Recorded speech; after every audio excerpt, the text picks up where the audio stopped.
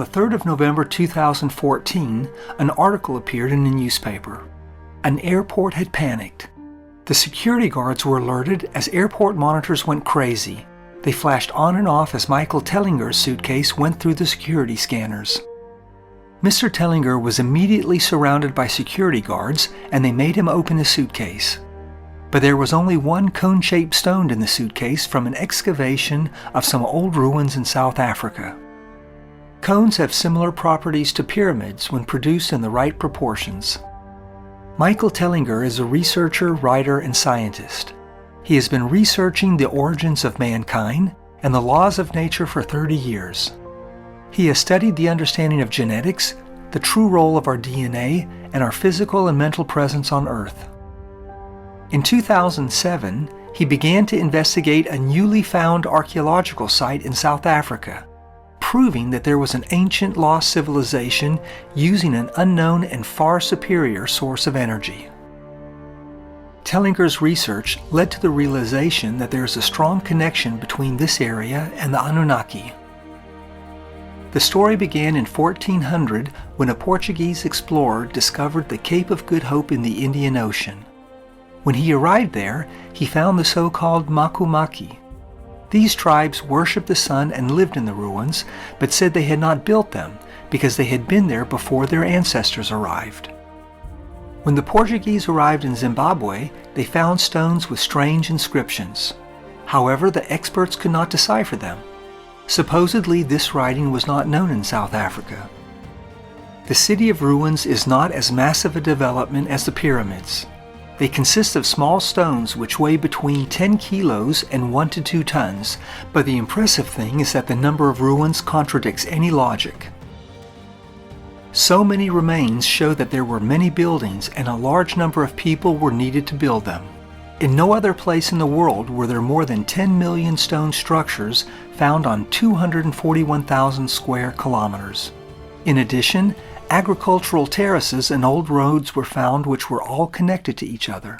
It was an ancient civilization that knew how to use free energy extracted from the earth. This area is full of gold mines, and it is estimated that more than 50 million people work there. There are stone circles in Zimbabwe, Botswana, and Mozambique, and there may be many more still to be discovered. There are millions of circular buildings, and, for Michael Tellinger, this is a physical proof of the Anunnaki's presence on Earth. In the Sumerian tablets, this place is mentioned as an important center of the Apsu, and was located in the southeast of Africa 400,000 years ago. According to these tablets, gold was mined for the gods here in this place. The translation tells us that the Anunnakis, with Enki as their leader, changed our genetics so that we could work for them as slaves in the mines. There are many gold mines in South Africa that are extremely old, but the incredible thing is that the African stories coincide with the Sumerian tablets. They also tell about the gods that came from heaven. In African mythology, there are more than 600 stories about gods who created people to mine for gold. In the tablets, it is said that Enki brought a tailor to Earth who could cut the ground and make holes to reach the gold veins deep underground. They found technologies we don't understand. There are more than 75,000 mines. About 11,500 years ago, something happened that destroyed the civilization. Perhaps it was a great catastrophe, like the Great Flood that affected all ancient cultures. In 1800, the mines were discovered, and it was revealed that they were connected by underground passages. They found unfamiliar tools, which were, of course, confiscated. In 1900, they found a large diamond mine at a depth of 61 kilometers. It was cut with such precision that they became scared. They didn't know how this could have been done. It looked as if they had used something similar to laser technology. In 1988, John Kelly suggested that they must have used sonic energy. With this, they could drill holes and make gigantic blocks. According to Nikola Tesla, the Earth sounds like a bell. If you know how to be in tune with the frequency of the Earth, you can use the sonic energy wherever you are as an energy source. There are passages connecting all of the stone circles. There are millions of circles, and each one is unique. The stones sound like a bell. Michael Tellinger claims that there are gold mines everywhere. He recounts that one day while drinking beer, he met the head of the geology department of Anglo-America and told him that they were continuously finding old mines. However, he was instructed to abandon them and send the information about their location in a closed envelope to a specific person. They also found human bones in a mine, but they buried them to avoid problems. This ancient civilization understood the laws of nature to use a sacred geometry and flow of the earth. The African shamans called them sacred stones, and hundreds of thousands of these stones are scattered throughout Africa. There are stones with holes shaped like hourglasses.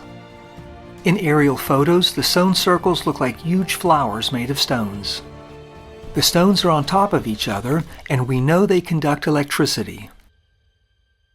Most circles consist of a special stone called quartzite, which contains large amounts of aluminum and has acoustic properties.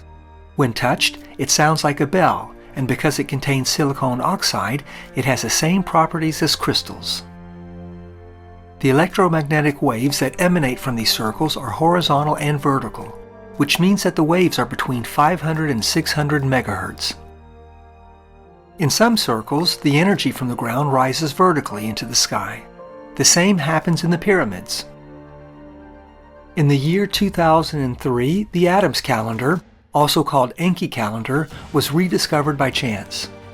It is a real calendar showing the solstice, the equinox, and the movements of the sun. There are two central calendars. Outside the calendar, there's a temperature of 9.5 degrees Celsius and inside 77 degrees. The central stone has a temperature of more than 80 degrees. Many say that it's an active energy portal. The measurements of the sound frequency range shows more than 375 gigahertz. This all shows that in the past there were far advanced ancient cultures with a more sophisticated and competent free energy technology. There is no doubt that this large complex was a very important city for the Anunnaki. They hide evidence and don't want us to know everything, maybe because they're still with us and controlling our lives. It's obvious that the Anunnaki never left.